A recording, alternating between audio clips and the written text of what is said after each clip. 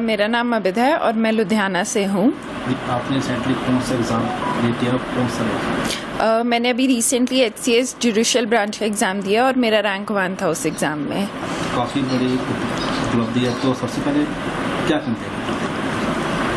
मेरे लिए तो मतलब ये फर्स्ट अटैम्प्ट था ये एग्ज़ाम, एंड आई बिलीव मैं ये क्लियर भी सिर्फ इस करके कर पाई बिकॉज मेरे पास बहुत अच्छी गाइडेंस थी। मेरे मेंटर GP सर, उन्होंने मतलब फर्स्ट डे से मेरे साथ इतना काम किया। उन्होंने मेरी हर वीकनेस, हर स्ट्रेंथ पे फोकस किया और मेरे को बताया कि मैं क्या करूँ, कैसे करूँ, और वो उनकी वजह से है कि मैं आज रैंक 1 पे हूँ। मेरे को ऐसा लगता है मैं जज किसी भी कोचिंग इंस्टीट्यूट से बन जाती, बट ये जो रैंक मैं लेकर आ पाई हूँ वो उनकी वजह से है। तो आपने कब सोचा था कि मैंने इस एग्ज़ाम देना, ये इस प्लानिंग की? मतलब मेरे को हमेशा से पता था मेरे को लॉ करना है बिकॉज मेरा फैमिली बैकग्राउंड ऐसा है कि जहाँ पे सब लॉयर्स हैं, जजेस हैं, तो मेरे को ये पता था लॉ करना है। बट ये कभी भी नहीं डिसाइड किया था कि लॉ में आगे क्या करना है।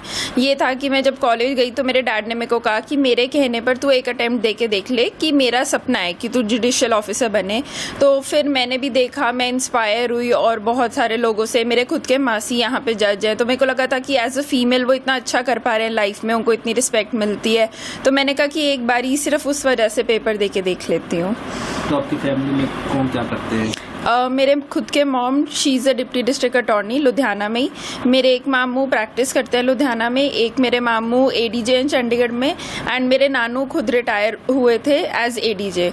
तो इस करके मतलब मैंने बैकग्राउंड ही ये देखा है कि जजेस हैं, लॉयर्स हैं आसपास। तो प्रैक्टिस कैसे करते हो? काफ़ी टफ कॉम्पिटिशन रहता है, तो कैसे करते हैं? मतलब मेरे कोचिंग इंस्टीट्यूट में ये चीज़ रहती थी कि आपने ना अकेले बैठ के नहीं पढ़ना है, जो पढ़ना है साथ में 10 बच्चों को लेके बैठ के पढ़ना है। वहाँ पे कोई कंपटीशन नहीं होता था। बच्चों के बीच में कंपटीशन है बट वो हेल्दी वाला है कि अगर मैं आगे बढ़ रहा हूँ तो साथ में 10 बच्चों को लेके आगे बढ़ूंगा। हमारे सर का ये बिलीफ था कि तुमने जो भी करना है ना 10 बच्चों को साथ लेके कराओ, क्योंकि अगर अकेले पढ़ोगे ना तुम्हें कभी भी नहीं पता चलेगा तुम क्या गलत पढ़ रहे हो, क्या सही पढ़ रहे हो। तो सर हमेशा से ये करते थे कि बच्चों का ग्रुप बनाते थे, उन्हें बताते थे तुम ये ऐसे पढ़ो। एक बच्चा कुछ पढ़ाता था, एक बच्चा कुछ पढ़ाता था, एंड आई थिंक वो ही एक चीज़ है जो सर का एक सक्सेस रेट इतना हाई रखता है। तो कितना टाइम देते थे आप? वहाँ पे कोई टाइम नहीं है। सर बोलते थे सुबह 9 बजे आओ, रात के चाहे 12 बजे तक बैठे रहो। सर हमें खाना खिलाते थे, चाय पिलाते थे, और ज़बरदस्ती मतलब हम मना भी करते थे कि सर नहीं हमने खा लिया है, बट वहाँ पे ऐसे घर वाला माहौल था, बांटते करते थे। हम सर के साथ बैठे रहते थे पूरा दिन, बस डिस्कशंस होती थी। तो ऐसे कोई टाइम फ्रेम नहीं था कि हमने इतने से इतने घंटे पढ़ना है, ये करना है, वो करना है, बस सब कुछ चलता रहता था वहाँ। घर पे भी मदद मिलती होगी, घर पे कई क्वेश्चन क्लियर हो जाते होंगे, वही है प्रॉब्लम मतलब कई बार होता था कि कोई क्वेश्चंस हैं जो सर और मैं हम इकट्ठे डिस्कस करके नहीं कर पा रहे, तो मैं मम्मा से पूछती थी, फिर मैं सर को बताती थी कि मम्मा ने ये कहा, फिर मैं मामू से या मासी से कभी पूछती थी। तो ये चलता रहता था। सर अपने कोलीग से पूछते थे, अपने सारे फ्रेंड से पूछते थे, तो वहाँ पे मतलब ये डिस्कशन वाला माहौल तो हमेशा रहता है।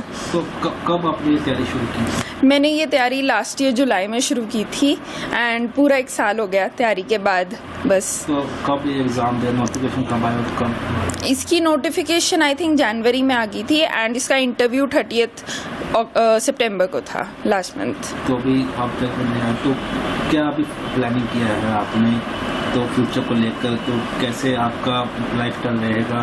तो क्या आपको मोटिव आगे फैसले सोचे, लोगों की सोच होती है समाज के प्रति, वो क्या लेकर चल रहे हैं? मेरे लिए तो सबसे, जब मैं सर के पास फर्स्ट डे गई थी तो सर ने एक ओथ दिलवाते हैं हमें, ओथ ऑफ इंटेग्रिटी, और मेरे फैमिली में भी यही वैल्यूज़ रही हैं कि जो भी करना है इंटेग्रिटी के साथ करना है। तो मेरा बस ये एम है कि मैं जस्टिस करूँ, मैं सर्व करूँ सोसाइटी को, बट इंटेग्रिटी के साथ, बिना कुछ गलत किए कभी भी। तो जो आपके साथ और भी ऐसे आपके जूनियर्स हैं जो साथ पढ़ रहे हैं, उनको क्या देना चाहेंगी कि जो एग्ज़ाम दे रही हैं एडवोकेट है, किशोर है, उनको क्या करना चाहेंगे? मेरा एक बिलीफ है कि मतलब अगर पेपर क्लियर करना है ना तो विदाउट फियर जाना है, क्योंकि अगर हम ना बहुत डर लेके जाते हैं पेपर में कि पता नहीं क्लियर होगा नहीं होगा। सर हमें ये कहते हैं क्या हो जाएगा, नहीं क्लियर होगा तुम्हारी तनख्वाह थोड़ी रुक जाएगी, लगी नहीं है अभी तनख्वाह, ज़्यादा से ज़्यादा क्या होगा, तनख्वाह लग जाएगी। तो किस डर से जा रहे हो, नहीं होगा तो और बहुत चीज़ें हैं। तो आई बिलीव बिना डर के जाना सबसे बड़ी चीज़ है। एक क्वेश्चन और है, हमारे यहाँ पे काफ़ी केसेस बहुत है, प्रेशर बहुत है जज पे रहता है, तो कहते हैं तो प्रेशर कैसे टैकल करने के लिए, क्योंकि इतने केसेस हैं, जज कम है, केसेस बहुत है, पॉपुलेशन इतनी है। उसके लिए आई बिलीव मतलब हमारा गवर्नमेंट, हमारी judiciary it's continuously working on that. Courts बढ़ा रहे हैं, जजेस बढ़ा रहे हैं।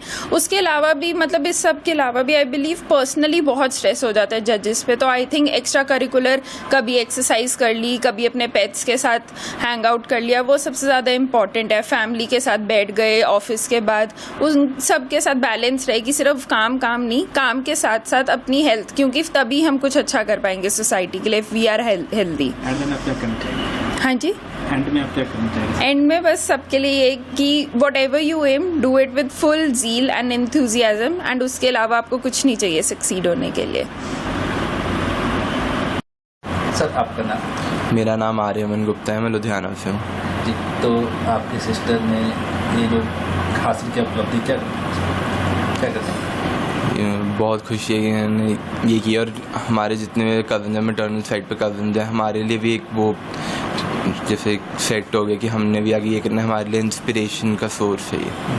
तो आप क्या कर रहे हैं? मैंने अभी जुलाई में Rajiv Gandhi national university of law Patiala में लॉ शुरू की। ओके, तो आपका भी यही कैरियर है, तो आप कैसे समझते हैं कानून की पढ़ाई, किस तरह से समझते हैं आप?